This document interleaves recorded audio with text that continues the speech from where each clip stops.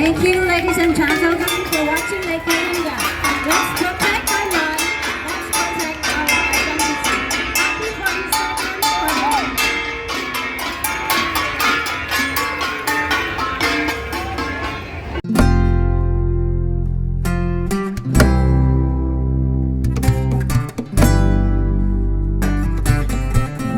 from Po sa inyong lahat, Agbiag de Cordillera, pagbati po mula sa Bagong Alyansang Makabayan, Hong Kong and Macau sa pagdiriwang ng ika-42 People's Cordillera Day. Tunay na makasaysayan ang pagdiriwang na ito kung saan patuloy na nagbibigkis at nagsasama-sama po ang mamamayan ng Cordillera. Pero hindi lang po yan, dito mismo sa Hong Kong, ang Cordillera Day, ever since po na nakadalo ako ng Cordillera Day dito, ay taon-taon, hindi lamang mga taga-Cordillera ang nagdiriwang, kundi kasama ang iba pang mga kababayan natin. Ibig sabihin ng Cordillera Day po ay hindi lamang pagdiriwang ng mga Cordillerans, kundi pagdiriwang ito ng mamamayang Pilipino. Sapagkat ang Cordillera ay bahagi ng ating bansa ng Pilipinas, bahagi ng sambayanan. Kung kaya't ang paggunita ng makasaysayang paglaban ng mamamayang Cordillera para sa kanilang lupa, para sa buhay, ay laban din ng sambayan ng Pilipino.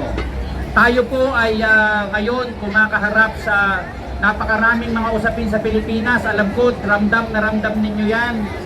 Lalo na sa nagaganap na pandaigdigang krisis na may direktang epekto sa ating kabuhayan sa Pilipinas, no?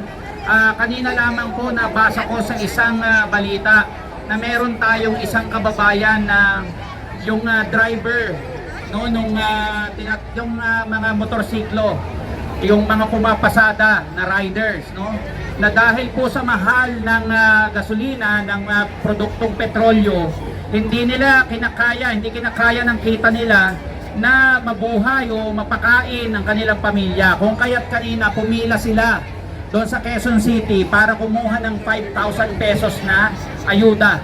5,000 pesos.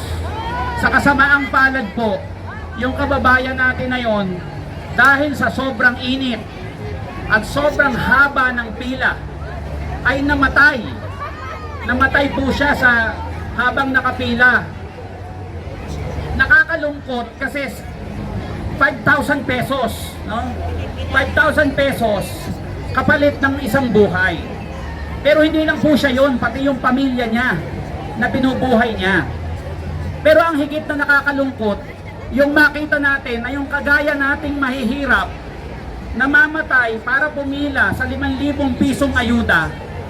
Pero yung mga nagnanakaw ng bilyon-bilyon, napakadali. Walang napaparusahan, hindi kailangang pumila, dinideliver pa. Pero pag mga mahihirap, pumipila. Mula alas 7 ng umaga, meron pong nakakuha ng ayuda, alas 5 ng madaling araw. 17 hours siyang pumila para sa 5,000 pesos. Pag makikita po at marinig natin yung ganyang balita, talagang nakakapagnit-ngit. Bakit ko po kinikwento yan sa araw ng Cordillera Day? Sapagkat ang nagtulak din naman sa napakaraming mga Cordillerans, hindi lamang para lumaban sa pagpasok ng mga dambuhalang minahal at mga tinatawag nilang energy projects, kundi kahit po yung kahirapan at kawalan ng buhay, siya rin nagtulak sa atin para lumabas ng bansa. Isa po ang mga Cordillerans, kasama ng iba pang mga mamayan sa Pilipinas, ang napakaraming lumalabas ng bansa para lamang magkatrabaho. Pero isipin nyo na lang, kung tayo po sa Pilipinas, kaya nating mabuhay, yung ating mga mineral, yung yaman ng Cordillera, yung kanyang likas na yaman, ginto at iba pang mga mineral, kung napupunta't napapakinabangan ng mamamayang Cordillera, sa palagay nyo kaya kailangan nyo pang mag-abroad? Sa palagay nyo kaya, kung hindi tayo nananakawan ng lupa at nananakawan ng yaman, napupunta lang sa kamay ng iilan at ng mga dayuhan, sa palagay nyo kaya kailangan pang mag-abroad ng mga mamamayan ng Cordillera? hindi na kasama natin ang ating pamilya, pwede tayong mabuhay ng matiwasay. Sabi nga po doon sa isang sikat na aklat, ang introduction niya, mayaman ang Pilipinas, ngunit naghihirap ang sambayanan. Bakit? Sapagkat napupunta lang sa iilan yung yaman. Kung kaya't ang pagpapatuloy po ng pagdiriwang ng Cordillera Day, wala po itong ika nga kumbaga sa damit, walang kupas. Hindi ito kukupas.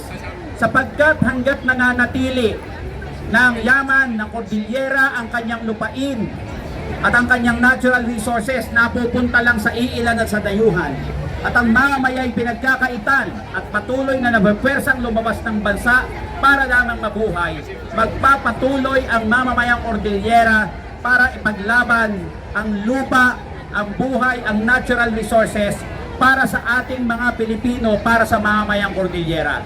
Kaya't kami po sa bayan, Hong Kong and Macau, nakikiisa sa pagdiriwang na ito. Magsama-sama po tayo, makibaka, lumaban para sa isang bukas na masagana, tunay na malaya, at ang Pilipinas para sa mga Pilipino. Maraming salamat po. Magandang hapon, Agbyag si Cordillera. Agbyag! Maraming salamat, Kuya Eman. Ang susunod ay ang probinsya ng Apayao.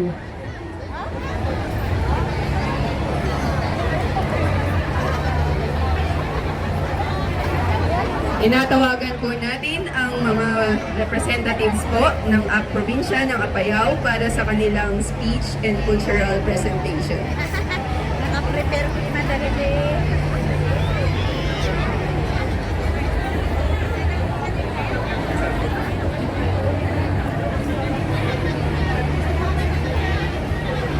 Naimbag nga malintayamin kakabsat na kami di representative di probinsya na Apayao daw-dawatin mi ti pasensyayo na kami nga fully ready. Busy kami na nag-practice game at dadagin may isay at dahil ti mainayan isungan anong sa nyo ako ti income imatang kada kayo itatangal daw. Ken sakbay nga matindog dahito ibagak malipatak mo niya ti balbaliksek kasi ang nervyos na ako. Ti Apayao ako ket mabig. Akas last major frontier iti Luzon.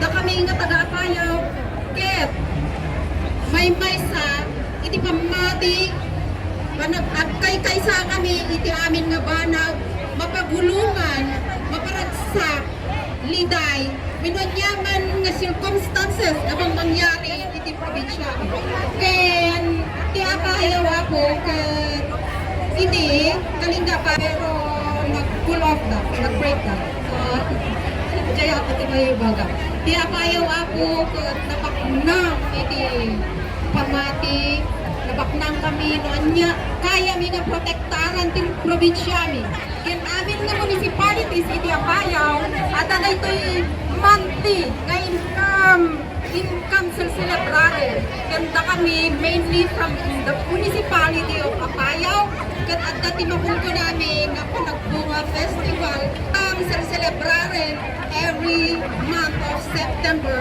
tada kami nga taga-corner Apayao ket da kami ti fruit basket of Apayao province ken ti Minas iti lugar ti Apo ket da kamo medyo tagilid ken sapay ko ma takas ko na iti may sa philosophy if you love life protect our environment plant trees because that's how we show our life to the environment protecting what's our property akas panang protekta tayo itibagi ken mabagbagi tayo kasi ito rin probinsya tayo dahil iti natural resources tayo ako ken iso iti baknang tayo nga ditay pulos to mapukaw no intay sa lakmiban Apayao ipasindayaw buyain na kami ako kung sabay ko wata magustuhan nyo.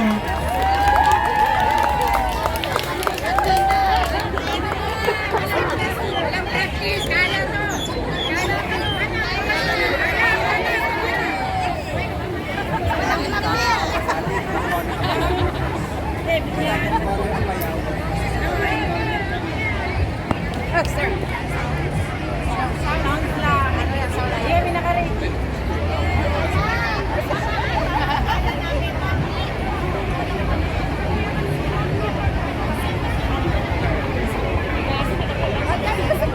mo performance mo nga. Saglit.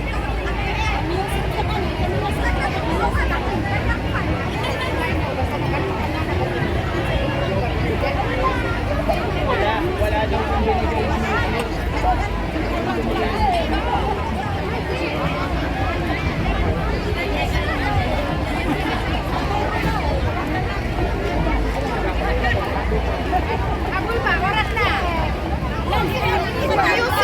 Music.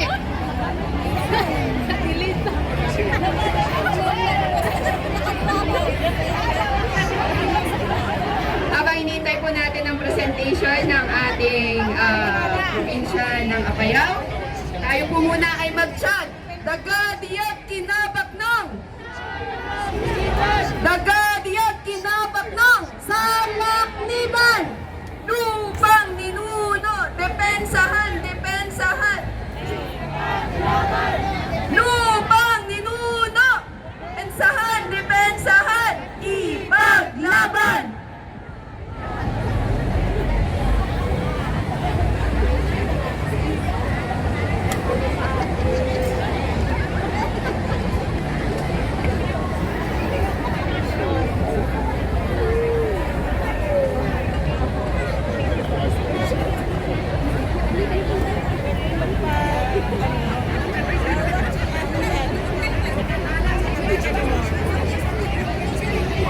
Urong daw, urong.